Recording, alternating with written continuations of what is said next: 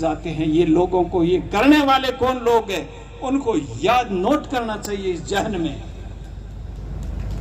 तब जाकर के हम देखेंगे कि हम लोग सही रास्ते पर हैं। आज जब बजरी का मुद्दा उठा रहे थे हनुमान जी बेनीवाल साहब, मैं बहुत कमेंट्स नहीं करता हूं, कभी कमेंट्स नहीं करता हूं। कुछ लोग करते हैं छोटी मोटी ओछी बातों में, किसी जाति, राजनीति या किसी धर्म या व्यक्ति के बारे में कभी कमेंट्स नहीं करता हूं। जो एक सच्चे इंसान को, एक अच्छे नागरिक को करने चाहिए, जो शोभा नहीं देता वैसा कभी नहीं लिखता हूं। लेकिन जिस प्रकार के मैं कमेंट्स लोगों के देख रहा हूं, तो लोग खड़े हो जाते हैं। बजरी में किसको लूटा जा रहा है?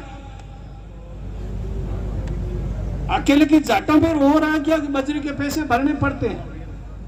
जो व्यक्ति झोपड़ा बना करके बैठ रहा है उसको बजरी की जरूरत है, लेकिन खड़े हो जाते हैं। फिर हनुमान जी को कहना पड़ा कि जो लोग उसके बजरी माफिया के पक्ष में खड़े हो रहे हैं उनको फ्री दे दे, वो अपनी समाज को, मैं बिल्कुल मेरा आंदोलन वापस ले लूंगा। दिया क्या फ्री?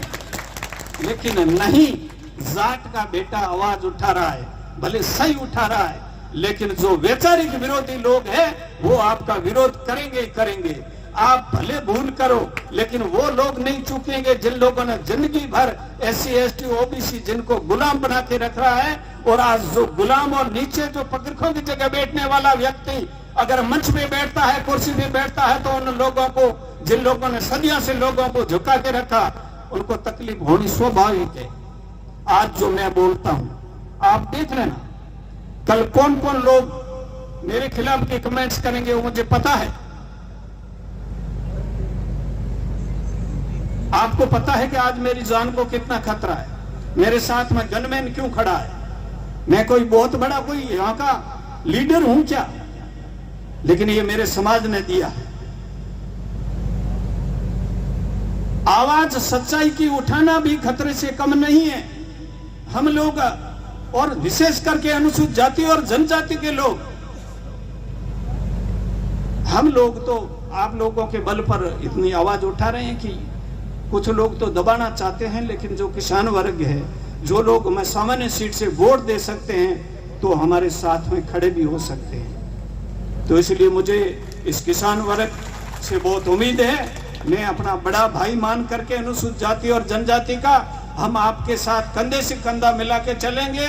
और मेहरबानी करके आप लोग सक्षम हो वो गरीब के पक्ष में खुल के खड़े रहना, फिर हमारे को कोई नहीं हिला सकेगा, ये भले कुछ भी करे। और मैं मेरी बात ज्यादा नहीं कहूंगा। ये राजनीतिक मंच नहीं है, लेकिन राजनीति तो हमारे जहन में है। राजनीतिक बात तो कही जाती है। आप कोई भी काम करो उसके पीछे कोई न कोई तो राजनीति होती है और राजनीति करनी चाहिए। लेकिन मैं युवाओं को कहता हूं, सर छोटू राम जी ने कहा था, एक किसान मेरी दो बात मान, बोलना सीख और दुश्मन को पहचान।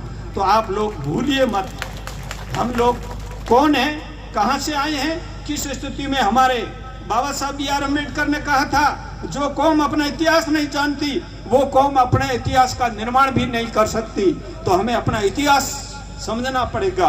हम क्या हैं, हमारे बाप दादे क्या थे, हमारे जो पूर्वज हैं वो कितने धर्म में डूबे हुए थे या पढ़ने में। आज जग में एक बात आपको कह करके मेरी बात समाप्त करता हूं। हम मंदिर बनाते हैं, हम धार्मिक आस्था रखते हैं, अच्छी बात है, मैं उसका विरोध नहीं करना चाहता हूं। अगर स्वर्गीय रामदास जी ने अगर इस किसान छात्रावास की बजाय वहां एक मंदिर बना दिया होता, तो तुम्हारे और हमारे बेटे क्या इंजीनियर, डॉक्टर, SP, कलेक्टर और सारे इन पदों पे जाते क्या? तो हम लोगों को सबसे पहले जो मंदिर बड़ा है, बाबा साहब ने कहा था कि इस देश की जो सामान्य लोग हैं वो मंदिरों की घंटी बजाने की जगह स्कूल की घंटी बजाने लग जाएंगे, तो इस भारत को राष्ट्रीय शक्ति और अंतर्राष्ट्रीय स्तर पर आगे बढ़ने से कोई रोक नहीं सकता। मैं मेरी बात को विराम देता हूं। आप लोगों ने मुझे जो सम्मान दिया उसके लिए मैं आपका दिल से आभारी हूं। मंच पर किसी का मैं नाम नहीं ले पाया, सामान्य महंत जी पधारे हैं, उनके चरणों में वंदन। लेकिन मैं जो मेरी बात हमेशा कहता हूँ वो मैंने कह दी है, आगे साथ में रहेंगे, आगे बढ़ेंगे, किस पार्टी में रहेंगे, लेकिन सब लोग SC ST OBC और माइनॉरिटी एक बैनर तले रह करके इस भारत के संविधान को बचाएंगे। जो भारत के संविधान अगर नहीं रहेगा तो हमारी ये आज़ादी भी नहीं रहेगी। धन्यवाद। जय भीम। बहुत बहुत धन्यवाद आदरणीय उदयराम जी साहब। हमारे बीच में श्री प्रकाश जी कोडेसा सरपंच प्रतिनिधि जांगो की ढाणी उतारे हैं। आप मंच पर आकर अपना स्थान ग्रहण करें। श्री प्रकाश जी कोडेसा सरपंच प्रतिनिधि जांगो की ढाणी। हमारे बीच में गुड़ामालानी की धरती से श्री हरदाराम जी पटेल गुड़ामालानी, श्री हरिराम जी जाजरा सरपंच डबोई, श्री लक्ष्मण राम जी सारण सरपंच दूदू, श्री ताजाराम जी सियाग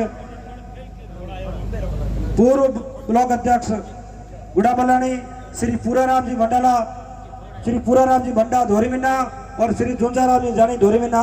आप सभी का हार्दिक स्वागत और अभिनंदन। आप सभी लोगों से निवेदन रहेगा कि आप यहाँ पर मंच पर आकर अपना स्थान ग्रहण करें। अगली कड़ी में श्री पूर्णमाराम जी मेघवाल कोसरिया, श्री बन्नाराम जी सारण कोसरिया, श्री मेघाराम जी लुखा, श्री पूराराम जी गोदारा नरसाली नाडी, श्री राणा राम जी सुतार बाईतू। आप भी मंच पर आकर अपना स्थान ग्रहण करें। और उद्बोधन की अगली कड़ी में मैं निवेदन करूंगा श्री चोखाराम जी सारण पुण्य का तला, GSS अध्यक्ष पुण्य का तला, श्री चोखाराम जी सारण। और जिन जिन महानुभावों का मैंने नाम लिया है, आप सभी का मंच पर हार्दिक स्वागत और अभिनंदन। और मंच पर आकर आप अपना स्थान ग्रहण करें। उद्बोधन की कड़ी में श्री चोखाराम जी फौजी साहब जो पुण्य का तला से